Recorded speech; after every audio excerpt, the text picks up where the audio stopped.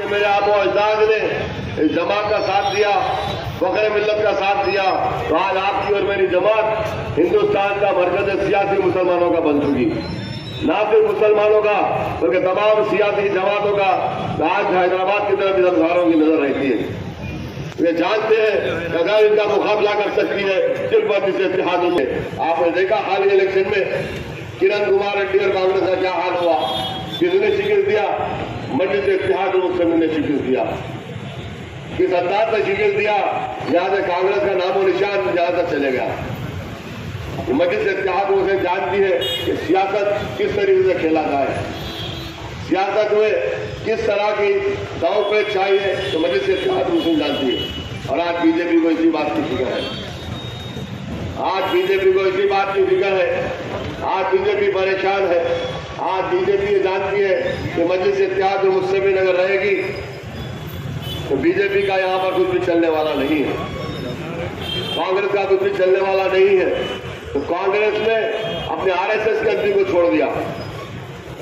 आज जो कांग्रेस का सदर है तेलंगाना का रेवंत रेड्डी, ये आरएसएस का मेंबर है। इसने कॉलेज के दौर में एबीवीपी का मेंबर था। एबीवीपी में जो भारतीय विद्या परिषद का, स्टूडेंट विद्या परिषद का, इसको बनाते हैं अखिल भारतीय विद्या परिषद, जो आरएसएस का मेंबर होता है उसको उसमें लेते हैं। शुरू से इनकी तरबियत दी जाती है, शुरू से कॉलेज के जमाने से इनकी तरबियत दी जाती है, ऐसे लोगों को लेते हैं। इसकी ज़हनियत पूरी आरएसएस की है, इसकी ज़हनियत आरएसएस की है। बीजेपी में भी था, तेलुगु देशम में था, आज कांग्रेस में है। तो बीजेपी ने कांग्रेस ने अपने शब्द को छोड़ दिया। आज रेवंत रेड्डी हर जगह पुकारते फिर रहा है कि कांग्रेस की हुकूमत आएगी, कांग्रेस की हुकूमत आएगी, कर्नाटक में ऐसा हो गया, कर्नाटक में ऐसा हो गया। मेरे बाबा, ये तेलंगाना है, तेलंगाना में मजलिस इत्तेहाद मुस्लिमीन का राज है। तेलंगाना के चप्पे चप्पे पर मजलिस इत्तेहाद मुस्लिमीन मजबूत है। अरे तुम्हारा मुकाबला हम करेंगे, हम देखेंगे कि तुम्हारी हुकूमत कैसे आती है। वो कर्नाटक था, वो बात कुछ और थी। ये तेलंगाना है, तेलंगाना में यकीनन हम तुम्हारा मुकाबला करेंगे। हम पूरी कोशिश करेंगे तेलंगाना की फिर से दोबारा ये कांग्रेस में आए। ये कांग्रेस आने से होता क्या है? फसादात होते हैं। कांग्रेस आने से फसादात होते हैं। कांग्रेस वही अंग्रेजों की पॉलिसी करती है, हिंदू और मुसलमान में लड़ाओ। आज हैदराबाद में कोई फसाद हो रहा है, नौजवान फसाद के बारे में भी नहीं जानते, किस तरह के फसादात होते थे। आज आप लोग कुछ भी नहीं जानते, इसीलिए आज आप लोग इत्मीनान से बस है, चाहे कुछ भी हो जाओ मजलिस इत्तेहाद मुस्लिमीन जीतेगी, चाहे कुछ हो जाओ हमारा उम्मीदवार जीतेगा। अपने को क्या करना है? इत्मीनान से सो के उठकर जाकर पोलिंग के दिन 12 बजे 1 बजे हम जाकर अपना वोट डालेंगे। अपने वोट की अहमियत को पहचानो, अपने वोट की अहमियत को पहचानो नौजवानों। इस चीज को बदलो तो 12 बजे 1 बजे उठकर अपने घरों से निकलकर पोलिंग बूथ पर जाकर वोट डालने के लिए। आज पोलिंग परसेंटेज गिर चुका।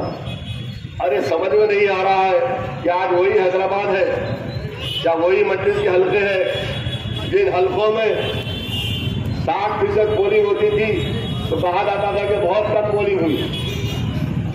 60% पोलिंग होती थी, कहा जाता था कि पोलिंग बहुत कम हुई। हम लोग जब पोलिंग करवाते थे, यहाँ पर बुजुर्ग सारे मौजूद है, उनसे पूछिए, ये लोग जो पोलिंग करवाते थे पोलिंग परसेंटेज क्या रहता था, इनका काम क्या रहता था? पोलिंग के दिन सुबह से निकल फजर के बाद से निकलकर पोलिंग बूथों में कतारें लगा दी जाती थी, पोलिंग बूथों में लाइनों को लगा दिया जाता था। 11 बजे तक हमारी 30-40% पोलिंग होती थी। 11 बजे तक, सुबह के 7 बजे से 11 बजे तक 40% पोलिंग हमारी होती थी।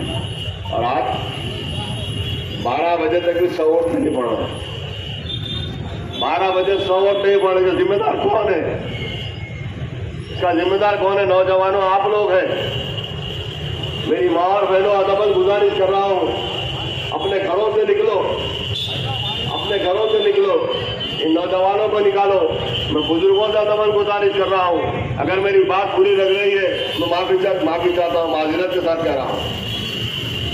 कहते हुए तकलीफ हो रही है, मैं क्या करूँ, कहना जरूरी है, कहना जरूरी है, आपको बताना जरूरी है कि मस्जिद के हल्कों में पोलिंग जो होती थी 90%, 95%, 98%, अब तो ये हो चुकी कई इलेक्शनों में तो 100% के ऊपर पोलिंग हुई, 112% पोलिंग, 13% पोलिंग हुई, रीपोलिंग करवाई गई।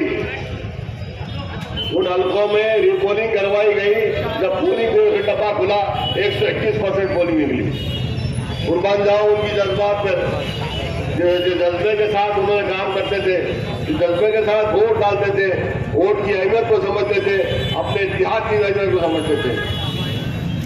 अरे वोट डालकर आप अपने आप को मजबूत कर रहे हैं, वोट डालकर आप अपने बच्चों का मुस्तकबिल बना रहे हैं, मजलिस को वोट डालकर आप अपनी हिफाजत कर रहे हैं। तो मजलिस इत्तेहाद मुस्लिमीन क्या है? मजलिस इत्तेहाद मुस्लिमीन आप है। आपके मेरे आबो अजदाद ने जमात को सींचा, अपने खून और पसीने से सींचा। इस जमात को यहाँ तक लाने के लिए हर चीज की कुर्बानी आपके मेरे बुजुर्गों ने दी। पोलिंग के दिन सुबह से निकल के 6 बजे तक हम लोग घरों तक नहीं जाते थे, हम नाश्ता नहीं करते थे। अगर किसी को बता देते थे कि आपका काम ये है, ये नंबर से लेकर ये नंबर तक आप अपने ऑटो को निकालना, जब तक नहीं निकला हटना नहीं। तो हमारे लोग, हम लोग वहां से वहां तक जब तक हमारा काम नहीं करते, उस गलती से हम नहीं हटते। अगर मैं गलत कह रहा हूं तो बुजुर्ग बैठे हुए आप उनसे पूछिए, आप लोगों ने भी काम किया, आप लोगों ने भी मस्जिद के लिए काम किया।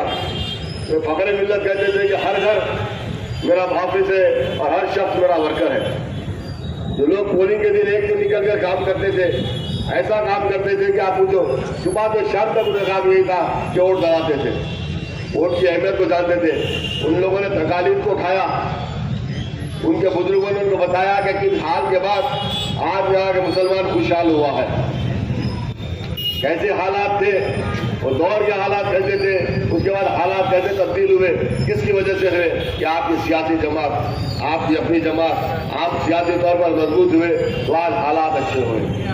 ये मत समझो मेरे भाई, कभी भी हालात बदल सकते हैं, लेकिन हमको इन हालात का मुकाबला कैसा कर सकते हैं? अपनी सियासी ताकत के जरिए कर सकते हैं, अपनी जमात को मजबूत कर सकते हैं। आज आपने भी हर चीज अच्छी दिख रही है, लाइटें नजर आ रहे हैं, सब नजर आ रहे हैं, पर वो दिन को सोचो जो लोगों ने मुसीबत उठाई, पैसे नहीं रहते थे। बुजुर्ग मेरी बात की गवाही नहीं है, सरकारी की दुकान से, मिठाई की दुकान से टोकरी लेते थे, चंगेरी रस्सी सुतली बनकर हर जगह पर तराजू लगाते थे, अपने जब जेब से लगाते थे, जगह जगह पर जाकर गेरू बुरश लेकर हर दीवार पे लिखते थे। मस्जिद के लिए बच्चों को चाकरे देके पुकारते थे, बच्चे मस्जिद को वोट दो। बहुत हालात, ऐसे हालात थे मेरे भाई।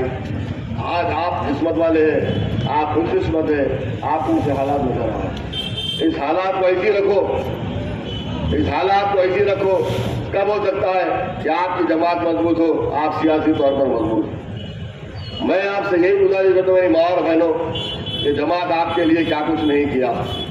जमात आपकी अपनी जमात है, अपने आप की हिफाजत के लिए एक दिन 30 तारीख के दिन 10 मिनट के लिए अपने घरों से निकलो, सुबह सुबह वोट डालो।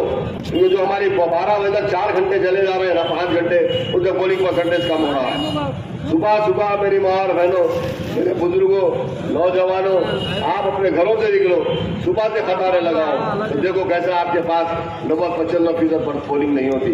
एक बार इस बात पर अमल करके देखो, एक ही दिन ये जलसे, जुलूस, ये हंगामे सब बेकार है।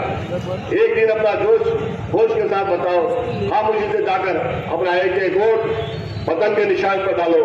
मजलिस इत्तेहाद मुस्लिमीन आपकी जमात है, अभी और एक 5 मिनट है। मस्जिद इत्तेहाद मुस्लिमीन आपकी अपनी जमात है। मेरी माँ और बहनों, 10 मिनट का टाइम दो, 1 मिनट में एक वोट पड़ता है। पोलिंग बूथों को जाओ, नाश्ता थोड़ी देर से करो, आप जाकर एक वोट को बढ़ाइए। एक एक वोट निकल कर डालिए ताकि हमारा पोलिंग परसेंटेज बढ़े। जैसा कि खिदर ख्वाजा ने कहा कि आज हम बताएंगे कि 4 मीनार सबसे ज्यादा मेजॉरिटी से जीतेगा। कब होगा? जब आप अपने घरों से निकलकर एक एक वोट पतंग के निशान पर डालेंगे। मस्जिद का निशान पतंग है। ये आपकी कामयाबी है, मेरी कामयाबी नहीं। अगर मैं एमएलए बना, आप एमएलए बने, आप अपने आप को वोट डाल रहे हैं, आप अपने आप को वोट डालें। आज मैं हूँ, कल कोई और होगा। जमात को मजबूत करो, फर्क की अहमियत नहीं है। आप जमात को मजबूत करो, सदर साहब के हाथ को मजबूत करो, पतंग के निशान पर एक एक वोट डालकर भारी असरे से कामयाब करो अपने उम्मीदवार को। और हमारे मुखालिफिन की जमानतें जब्त करवाओ, इनकी बातों में बचाओ। शुक्रिया, खुदा हाफ़िज़।